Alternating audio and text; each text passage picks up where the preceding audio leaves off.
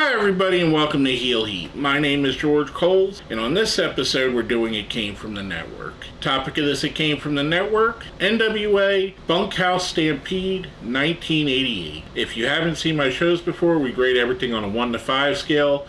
1 is the worst, 5 is the best. Let's jump right into it. We start the show off with a TV championship match. Nikita Koloff defending his title against beautiful Bobby Eaton, who's joined at ringside with Jim Cornette. I thought this was a good match. I do feel like it lacked a little bit. There was a lot of what you could say, I guess you could consider rest hold type spots on this. It felt like there was a lot of lulls in the action, a lot of, I guess you could say, stalling in my opinion. And I know Nikita's not the greatest in-ring performer, and for what they had to do here, this did go to a time limit draw, so I understood why they did what they did.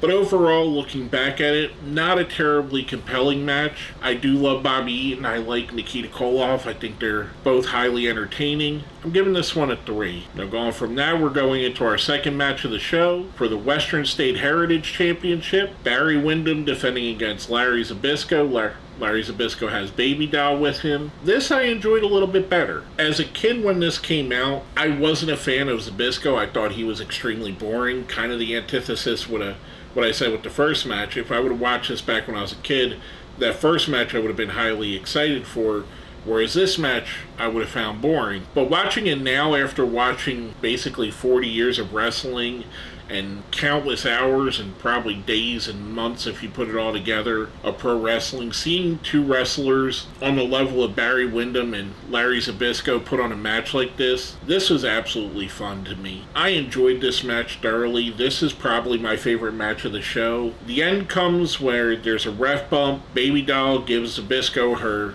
high heel, which he hits Windham with, gets the pin, thus cheating to make Larry Zabisco the new Western States Heritage Champion. Again, I thought this was probably the best match on the card. I'm giving this a 4. Next up, we have for the NWA World Heavyweight Championship, the Nature Boy Ric Flair with J.J. Dillon defending against Road Warrior Hawk with Precious Paul Ellering. I enjoyed these matches with Ric Flair and guys like Hawk or Animal, or when they would split up the Rock and Roll Express and have either Robert or Ricky go against Ric Flair. I thought there was an element of anything could happen to that. I thought there was always a possibility that one of these tag team wrestlers were going to break out and beat Ric Flair to win the World Championship. And a lot of it was based on how great Ric Flair is and how great he made his opponents look. This is definitely one of those situations. Road Warrior Hawk, I'm not saying by any means he was a bad wrestler that Ric Flair needed to carry him, but Ric Flair made him look like a credible threat. He made him look like a monster. He made it feel like there was a legitimate threat to the NWA World Championship, and that threat was Road Warrior Hawk.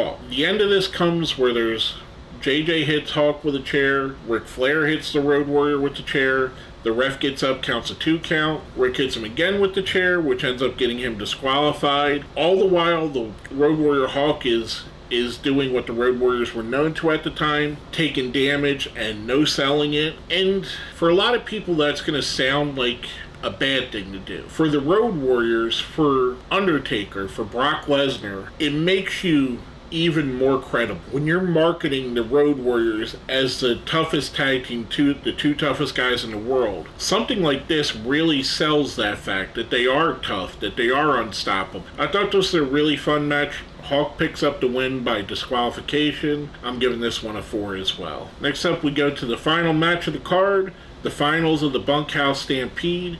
This is a cage match where the rules are you had to either throw one of the opponents out of the cage or through the door, and the last person standing would be the winner of the match. Kind of opposite of what WWE was doing at the time, where you had to escape the cage to win. This was, if you were the last person in the cage, you won. And there had been Bunkhouse Stampede matches that led up to this. We get 8 entrants in it: Dusty Rhodes, Road Warrior Animal, Arn Anderson, Tully Blanchard, Lex Luger, Ivan Koloff, the Barbarian, and the Warlord. And that's a lot. I like the fact that they came out in the bunkhouse gear, which is similar to what they would wear in a street fight, where they're wearing jeans and a t-shirt, or sweatpants and a t-shirt, or in Luger's case, just a pair of track pants. It really sells that this was a different thing, that this was a fight. And I wanted to love this. I wanted to really enjoy this because it had all of the earmarkings of being great. A lot of my favorite wrestlers of the era were in this match: Dusty Rhodes, Road Warrior Animal, Arn, and Tully.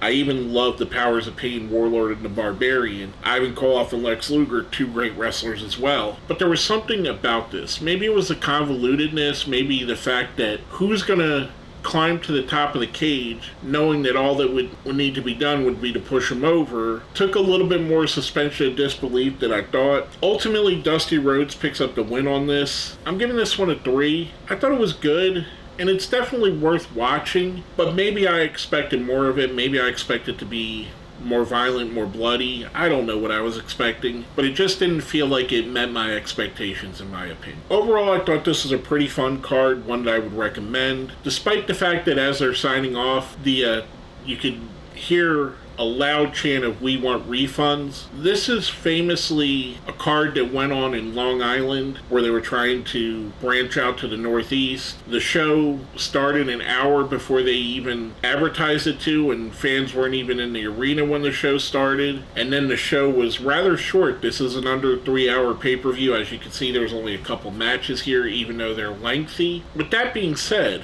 not being someone that paid for a ticket to go there, I thoroughly enjoyed this. Overall, as a card, I enjoyed everything about this. I'm going to give it a 4. It's a little bit better than the sum of the parts. The Windham and Zabisco match is definitely worth going back and watching. Ric Flair and Road Warrior Hawk is worth watching to see just how great of a ring psychologist Ric Flair is. I even would recommend watching Nikita, Koloff, and Bobby Eaton. Even though it is a little bit on the slow side and I did mark it a little low, I'd recommend watching that too. The Bunkhouse Stampede Finals, again, I'd watch it for the spectacle.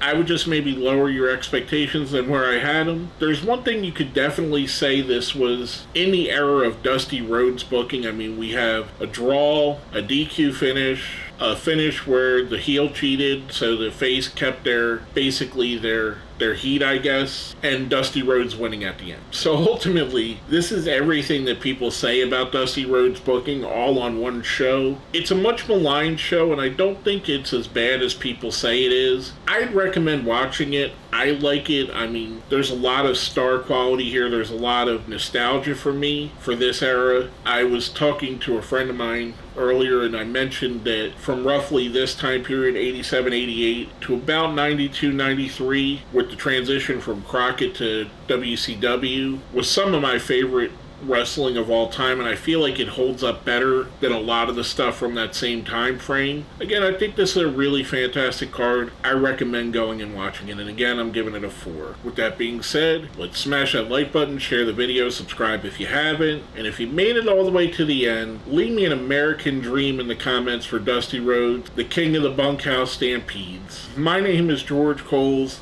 and this has been another It Came From The Network.